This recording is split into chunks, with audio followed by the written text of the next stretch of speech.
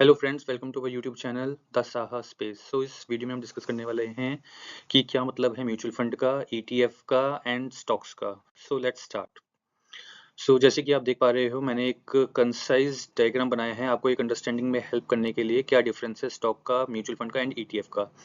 आज हम अ, बात करेंगे कि तीनों में क्या डिफरेंस है, कौन सा बेटर है और कौन सी सिचुएशन में हमें क्या चूज करना चाहिए। वीडियो को एंड तक जरूर देखना क्योंकि लास्ट में मैं 10 सेकंड्स की एक समरी भी बताऊंगा। स्टॉक्स का क्या मतलब होता है? Stock is you are buying just an apple. जैसे कि आप फोटो में देख पा रहे हैं कि जस्ट लाइक आप मार्केट में गए और आपने एक एप्पल परचेज कर लिया, या बनाना परचेज कर लिया, या ग्रेप्स परचेज कर लिया फॉर यूर सेल्फ, कि आप ही खुद गए और आपने ही ये सब चीज़ें परचेज कर ली, तो that means you have purchase a stock. अब म्यूचुअल फंड का क्या मतलब है? Mutual fund means you are hiring a person who is buying a basket of different fruits for you. आपने एक पर्सन को जस्ट हायर किया है जो आपके बिहाफ पे मार्केट में जाता है, वो एप्पल परचेज करता है या बनाना परचेज करता है या ग्रेप्स परचेज करता है आपके लिए। लेकिन ईटीएफ का क्या मतलब है? ETF means there is a readymade basket of fruits for you, कि आपके लिए एक रेडीमेड बास्केट मार्केट ने खुद ही बना रखी है कि दिस इज द बास्केट, आप केवल और केवल इसी ही परचेज कर सकते हैं। ये एक कंसाइज मतलब है स्टॉक का, म्यूचुअल फंड का एंड ईटीएफ का। अब आगे चलते हैं, थोड़ा सा हम इसको एक डिटेल में डिस्कस करते हैं कि इनके बीच का मतलब क्या है। Let's start. ये डिटेल डिस्कशन है वो हमारे स्टॉक्स का, म्यूचुअल फंड का एंड ईटीएफ का। स्टॉक्स का सिंपली मतलब यही है कि आप एक कंपनी का हिस्सा खरीदते हो। जैसे कि मैंने पिछली वीडियो में आपको दिखाया था कि आप एक एप्पल परचेज कर रहे हैं। अब यहाँ पे अगर मैं बात करूँ तो आप जैसे जस्ट लाइक रिलायंस का शेयर आप परचेज कर रहे हैं, तो स्टॉक्स की पे अगर मैं जाऊँ तो आप केवल और केवल जस्ट लाइक अगर मैं रिलायंस का एग्जांपल लेता हूँ, तो आप उस कंपनी का स्टॉक परचेज करते हैं। उसमें रिस्क आपको हाई मिलेगा बिकॉज आप खुद ही अपना फंडामेंटल एनालिसिस करके आप उस शेयर को परचेज करेंगे। मैनेजमेंट आपको उस पर खुद ही सेल्फ ही करनी पड़ेगी। डाइवर्सिफिकेशन लो होता है जब आप खुद परचेज करते हैं, क्योंकि आपको खुद से ही स्टॉक्स परचेज करने हैं कि कौन से सेक्टर में आपको पैसा लगाना है, कौन से में नहीं लगाना है, ये आपको खुद डिसाइड करना पड़ेगा। जस्ट लाइक अगर मैं रिलायंस की बात कर रहा हूँ तो वो एक एनर्जी सेक्टर की कंपनी है, तो एनर्जी सेक्टर में आपने केवल और केवल रिलायंस का स्टॉक परचेज किया है। अगर इसी पे आपने म्यूचुअल फंड का परचेज किया होता, म्यूचुअल फंड में पैसे लगाए होते, तो फिर इसका फंड मैनेजर उस पैसे को कई कंपनीज में डिस्ट्रीब्यूट कर देता, जस्ट लाइक वो अदानी में भी पैसे लगाता, रिलायंस में भी पैसा लगाता। लेकिन अगर आप खुद ही पैसे उसमें लगा रहे हैं तो आपको केवल और केवल खुद ही मैनेज करना पड़ेगा, डाइवर्सिफिकेशन आपको उसमें लो मिलती है।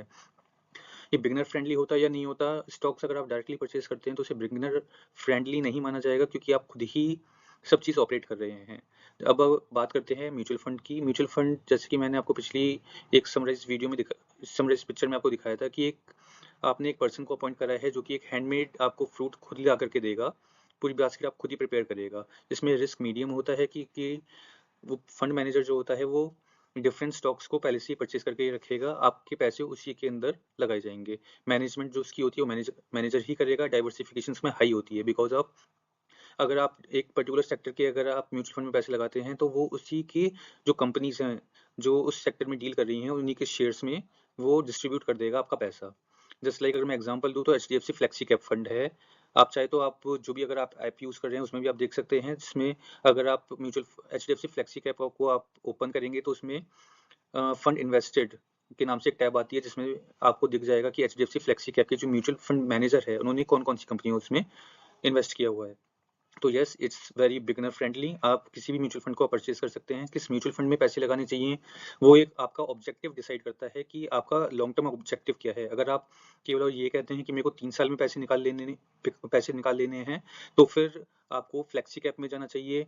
या फिर अगर आपको लॉन्ग टर्म में ज़्यादा कैपिटल चाहिए, अगर आप 10 साल के लिए पैसे इन्वेस्ट करने के लिए तैयार हैं और आप कहते हैं मेरे को ज़्यादा से ज़्यादा रिटर्न चाहिए, तो स्मॉल कैप ठीक रहेगा या फिर मल्टी कैप सही रहेगा। वो हम आने वाली फर्दर वीडियोस में डिस्कस करेंगे कि कौन सा म्यूचुअल फंड किस तरीके से आपको परचेज करना चाहिए, आपको पैसे कहाँ पे लगाने चाहिए।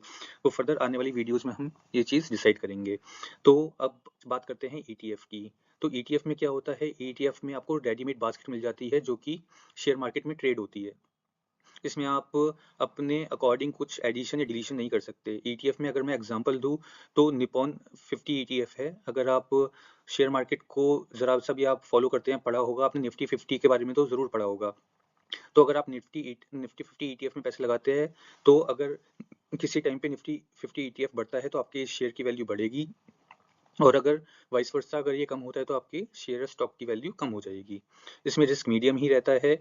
मैनेजमेंट आपको मोस्टली पैसिव ही होती है कि लाइक आपने जैसे पैसे लगाए तो वो सारी की सारी 50 की 50 कंपनी में वो पैसे डिस्ट्रीब्यूट कर देगा और आपका पैसिवली आपके अमाउंट वहाँ पे डिस्ट्रीब्यूट हो जाएगा। डाइवर्सिफिकेशन इसमें हाई होती है, बिगिनर फ्रेंडली होता है। अगर मैं ईटीएफ की बात करूँ तो आपको गोल्ड ईटीएफ के बारे में भी आपने सुना होगा, नहीं सुना तो मैं वीडियो का लिंक आपको नीचे दे दूंगा जिसमें आप ये देख सकते हैं कि आपको गोल्ड में अगर पैसे लगाना है तो आपको किस तरीके से लगाना चाहिए। गोल्ड ईटीएफ में लगाना चाहिए, गोल्ड फिजिकल फॉर्म में लगाना चाहिए या फिर गोल्ड म्यूचुअल फंड लेने चाहिए। आप डिस्क्रिप्शन में दी गई वीडियो पे जाकर के जरूर देख सकते हैं कि गोल्ड के बारे में। तो ये एक समरी है स्टॉक्स की, म्यूचुअल फंड की और ईटीएफ की। मैंने आपको पिछली वीडियो में भी ये बताया है कि जब तक आप खुद से स्टार्ट नहीं करते तब तक आपको इन तीनों के बीच में डिफरेंस ज़्यादा अच्छे से समझ में नहीं आएगा जब तक आप खुद ही उसको इन्वेस्टमेंट को स्टार्ट नहीं करते। तो मेरा सजेशन यही रहेगा कि आप एटलीस्ट 1000 रुपीज़ या 2000 रुपीज़ से स्टार्ट करिए। उसमें आप स्टॉक्स भी परचेज करिए, 1000 के म्यूचुअल फंड भी परचेज करिए और 1000 की ईटीएफ भी परचेज करिए। जैसे जैसे रिटर्न्स टाइम आगे बढ़ेगा तो आप उसमें खुद डिफरेंशिएट कर पाओगे कि तीनों में क्या डिफरेंस है। सो ये था हमारा आज का डिस्कशन। अगर आपको कुछ भी पूछना हो तो आप वीडियो में कमेंट सेक्शन में आप पूछ सकते हैं। वीडियो को आप जितना लाइक करेंगे, शेयर करेंगे, सब्सक्राइब करेंगे, हमारी वीडियो से प्यार दिखाएंगे, उतना ही मैं और वीडियोस आपके लिए लाता रहूँगा जिसमें मैं बताऊँगा आपको कि कौन सा शेयर परचेज करना चाहिए। फंडामेंटल एनालिसिस किस तरीके से किया जाता है वो तो हम अपनी आगे आने वाली वीडियो में डिस्कस करेंगे ही। तो यही आपसे रिक्वेस्ट है कि आप ज़्यादा से ज़्यादा शेयर करें, सब्सक्राइब करें और प्लीज़ कमेंट सेक्शन में ज़रूर बताना कि आपको ये डिफरेंस अभी भी समझ में आया है या नहीं आया है। आप मेरी दूसरी स्लाइड पे जाकर के भी देख सकते हैं कि अगर आपको एक समराइज़ फॉर्म में देखना है तो। Thank you very much. मैं सीए सागर, मिलता हूँ आपसे नेक्स्ट वीडियो में।